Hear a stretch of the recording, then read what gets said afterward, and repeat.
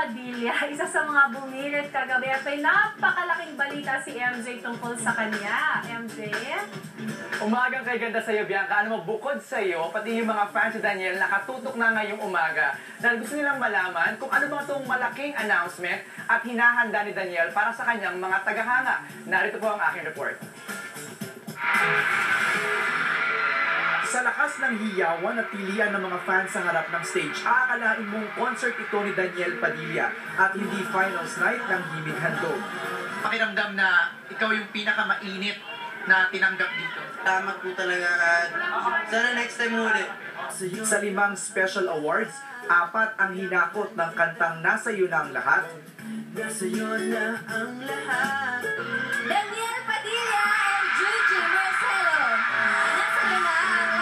MOR and Tambayan 11.9's Listener's Choice, Star Records Buyer's Choice at Best Mixed Music Video. Ang pakiramdam na most awarded yung iyong kanta. Masaya. Siyempre, bakit naman di ako magiging masaya? Siyempre, hindi naman sa akin yun sa fans. Kaya yun, maraming salamat po talaga sa lahat ng bumoto. Talagang maraming salamat at mahal na mahal po talaga. Sa init ng pagtanggap ng mga fans kay Daniel kagabi, inaasahang dadagsa din ang mga ito sa nalalapit na pelikula nila ni Catherine Bernardo. Sana yun nga, abangan yung movie namin ni Catherine sa March 13 na. Pero hindi pa dyan natatapos ang sorpresa ni Daniel sa kanyang mga tagahanga. Sa April 30 na. Ano sa yung ano nyo? Yung... Wait, April 30 yung baka mag-concert na tayo. Oh, magka-concert ka na. Yes, baka sa April 30. Okay, saan gaganapin to? Baka Araneta. Sa konsyertong ito, ipagdiriwang ni Daniel ang kanyang 18th birthday. Ayun, basta ang concert ko, enjoy lang, parang party lang yun. Ang tanong nila, magkakaroon ba ng special participation si Catherine sa concert mo? Yes.